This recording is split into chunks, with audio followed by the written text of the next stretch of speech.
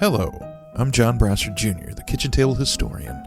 In case you were wondering, this is not a podcast about food. I'm going to tell you the stories that your grandma didn't want you to hear.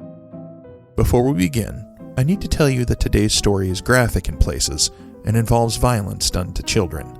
If you like the story, then please go over to Apple iTunes and give us a 5-star review to show everyone else how much you liked it. It helps the podcast to grow and lets more people hear these great stories. With that being said, let's get to our story.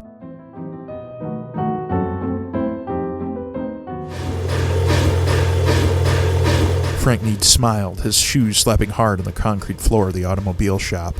He ran with all the boundless energy of a 9-year-old as he chased his friend, determined to catch him. Frank's legs ached and his lungs burned, but still he ran.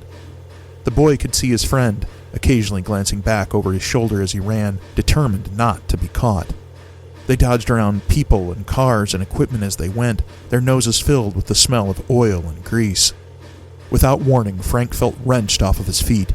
As he rose into the air, he began to spin at a horrifying speed. He tried to fight, but whatever had him was just too strong. Pain racked his body as he felt himself struck over and over again until, at last, he felt himself thrown free for an instant, and then one last white-hot pain before all faded to darkness. When police arrived a short time later, they were greeted by a grim-faced mechanic who told them to follow him. Together they walked through the shop toward a group of machines at one side of the shop.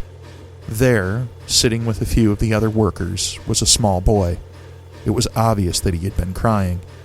Gently, they asked him what had happened earlier that day. Looking up, the boy proceeded to tell the officers about how he and his friend, Frank, had been chasing each other through the shop. As they came over to where they were, something had happened. The boy hadn't seen what exactly, but he had turned around quickly when he heard his friend cry out. Looking up, he saw that Frank was spinning around the line shaft that ran the equipment in that area of the shop. The machinery ripped all of his clothing off as it twisted him mercilessly, his arms, legs, head, and torso slamming hard into any outcropping of gears, pulleys, or beams that it came into contact with. His friend had reached up to try and pull him free of the machine, but the line shaft was far too strong for the young boy, who felt himself start to be pulled into the mechanism himself. Thankfully, he was able to break free without injury. Frank wasn't so lucky. With one last spin, the child spun free of the shaft, coming to a sudden, brutal stop against the concrete floor. By then, workers had run to the area to see what was going on.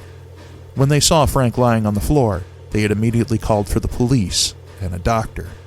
Sadly, Frank Nead died from his injuries the next day, one more victim of the dangers of early 20th century industry. Line shafts had originally come into regular use during the late part of the 18th century.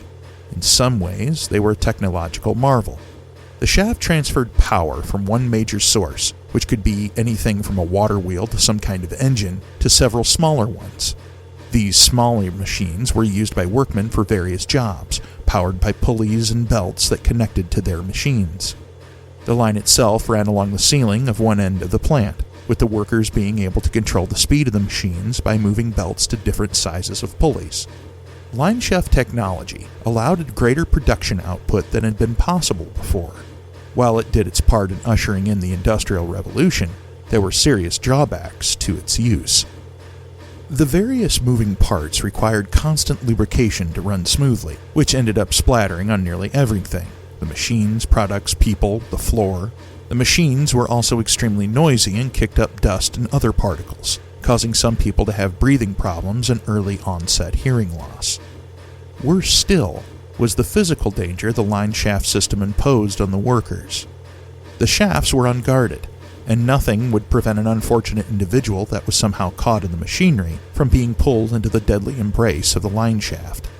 In 1898, a man named John Ansbury was operating a machine at the Indiana Wire Fence Factory when the belt powering his machine slipped off of its pulley. This was by no means an uncommon occurrence, and it's likely Ansbury thought nothing of it as he reached up to slip the belt back into place. As he did, he was suddenly caught in the machine and sucked up onto the line shaft. His fellow workers, some no more than 6 feet away, looked on in horror as Ansbury was slammed repeatedly into the overhead beams. They quickly went to cut the power to the line shaft, but it still took a few minutes for the machine to come to a complete stop. Carefully, they took Ansbury down. As they did, the workers were able to see the awful extent of his injuries.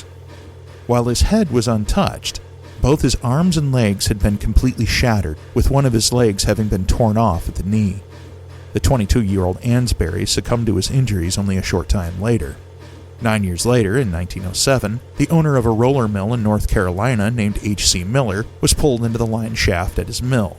Firemen nearby heard his screams and ran to help. They found him caught in the line shaft, spinning around it uncontrollably. The wounds caused by his injuries bled profusely, spraying blood everywhere. Like Ansbury, the machine was stopped and Miller was taken down, but it was too late to save his life. Although line shafts were gradually being replaced by cleaner and safer developments in industrial technology, they were still very much in use in 1922, when one took the life of young Frank Nead. Over the next several decades, more and more safety features began to be instituted into industrial settings.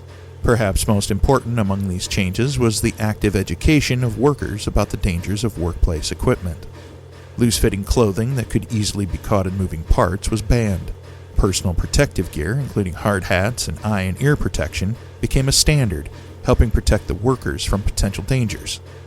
While this certainly didn't prevent all accidents in the workplace, it did help industrial workers to be aware of the dangers, stay safe, and make it home to their families at the end of the day.